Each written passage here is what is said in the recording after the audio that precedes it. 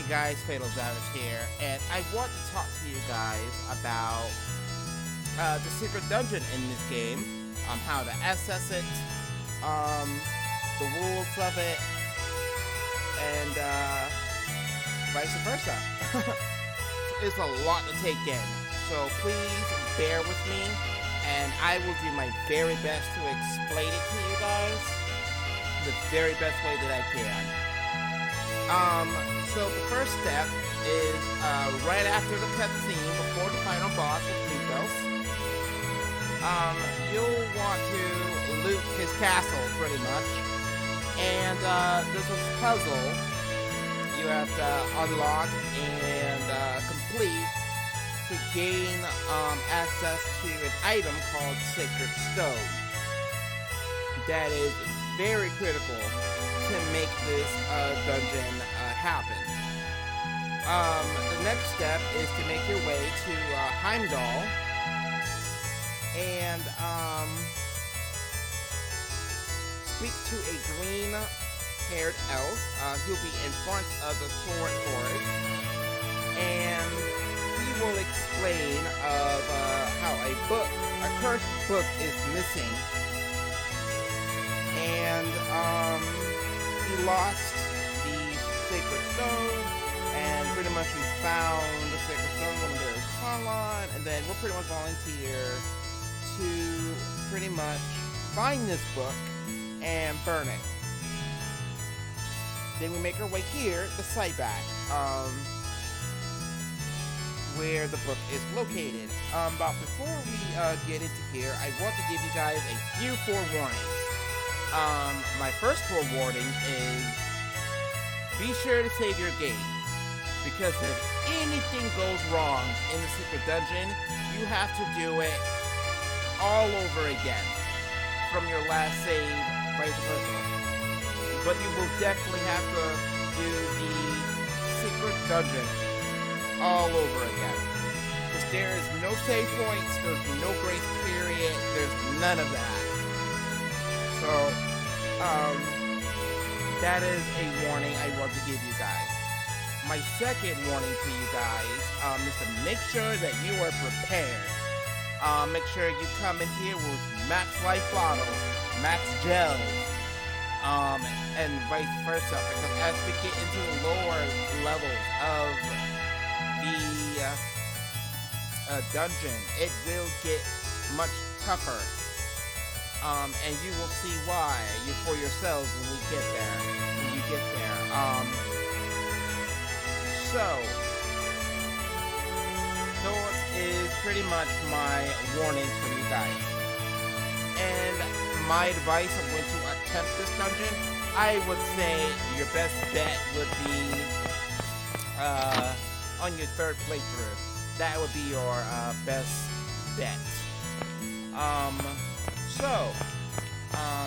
After makeup preparations, don't worry guys, I made sure I was fully prepared before I started recording this.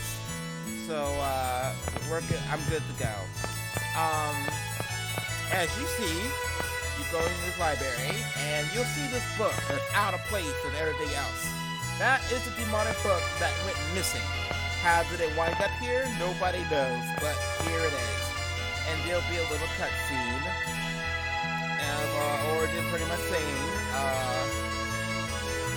how this book is, the seal of this book is being very weakened. That is almost broken completely, and how Mythos sealed it during Colon Wars and a whole lot of things. So then you'll get a prompt here. Help us, where Origin will tell you more about why this book is so dangerous. And he will give you one forewarning. Hey, make sure that you're truly prepared before we go in.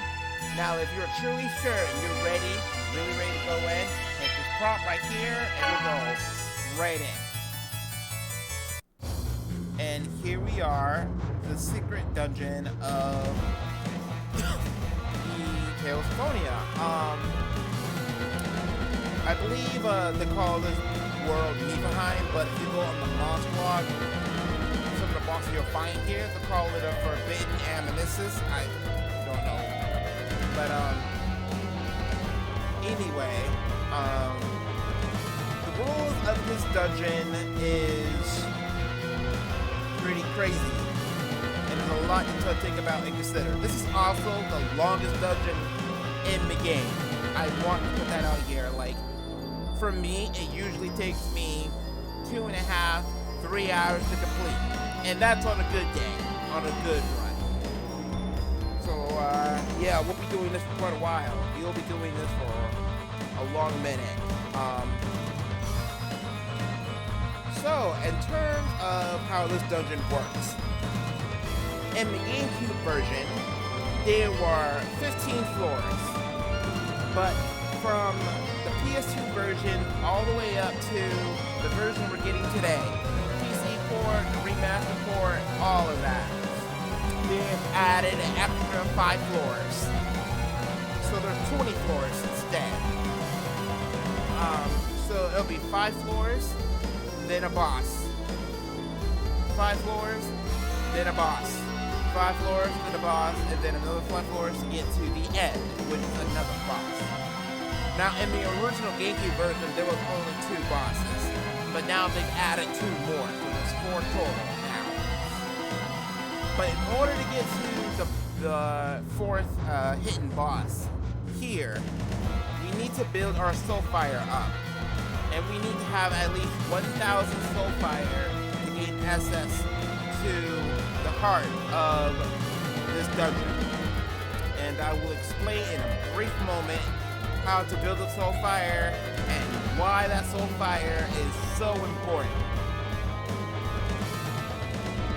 Okay, so on each floor, there will be a floor effect. As you can see here, for example, units engaged is maxed. So that means in every fight that we get into on this floor, the units engaged will automatically be maxed out. So if you want to, you can spam it to all hell, and it will, I think it'll stay maxed. Vice versa, or it's per battle, I'm not too sure. Now on some floors, they will give you something to add on to the floor effect to make it a bit more risky. So the riskier you want to be, the more Soulfire you'll gain. But do be careful, because once again, if anything goes wrong in this dungeon, and you end up with a game over, you have to do this entire dungeon all over again. So be very, very careful. On each floor, there'll be one of 3 colors: green, blue, or red. For example, this floor is blue.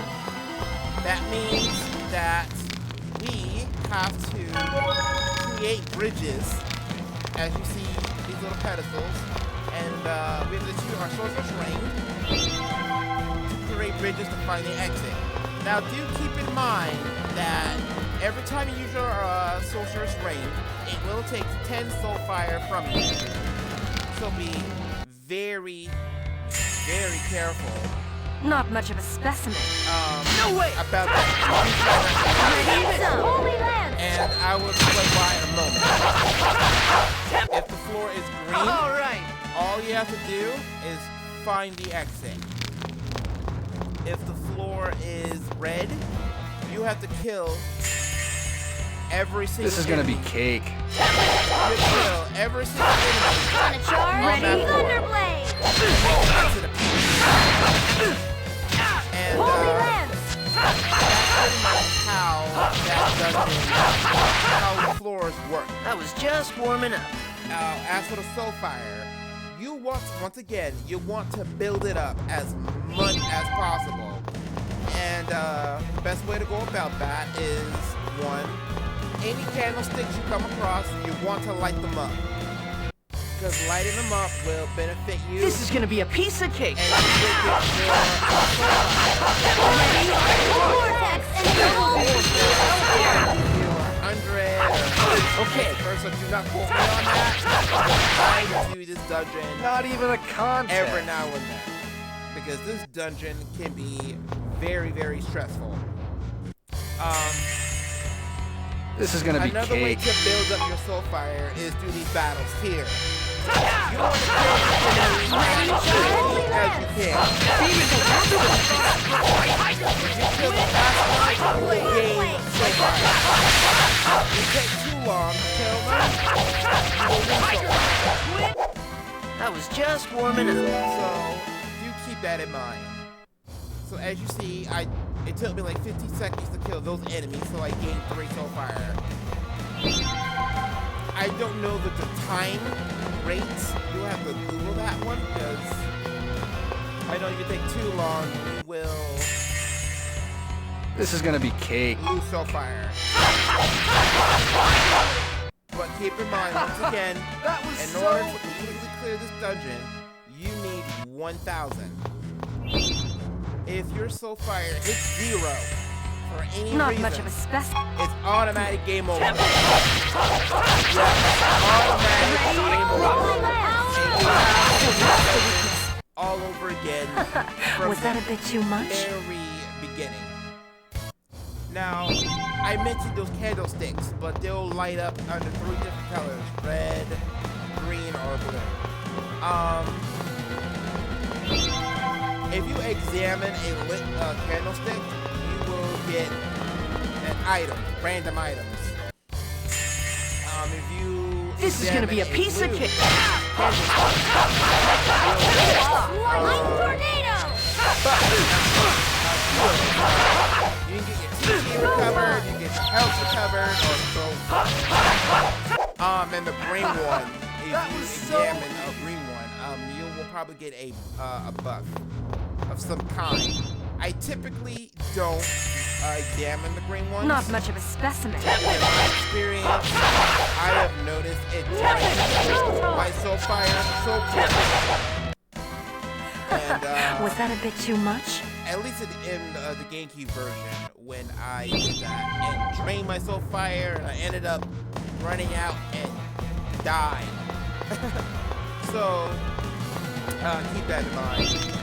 And you see this candlestick here, for example, is red. You want to examine it, it'll ask you,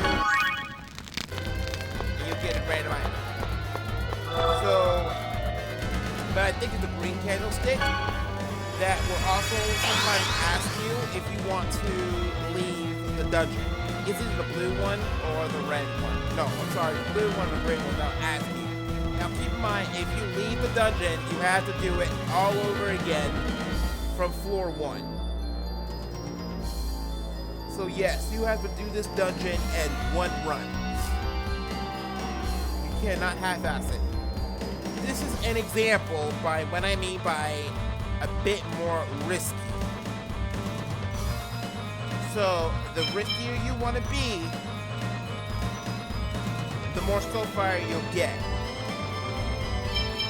So for example, I'm choosing to select a candle at random, a character at random, and fight. I got rain. So my soul fire increased by 100.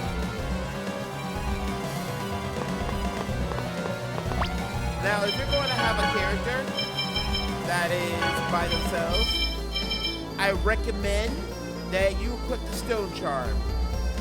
That will protect you against being petrified. Because if you get petrified, game over. Have to do the dungeon all over again. So be careful of that. And I'll make sure I explained everything to you guys. So that's pretty much how this dungeon works. I think I've explained everything there is to explain. I have a few more videos coming up for you guys before we wrap this game up. Not much of a specimen.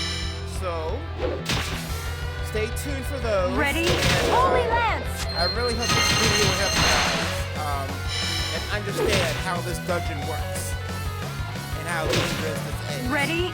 Holy Lance! But again, I would really recommend you attempt this on your third playthrough. And Ready? Holy Lance! again, please do come in here prepared. Was that a bit I too cannot much? stress that enough. You do want to come in here prepared. So that is pretty much how this dungeon works, how it runs, how it operates. I think I've explained everything there is to explain. But if you have any more questions, do feel free to comment down below, or ask me on Twitter, vice versa, and I will do my very best to help you guys out. So, good luck to you guys. You guys can do it. And,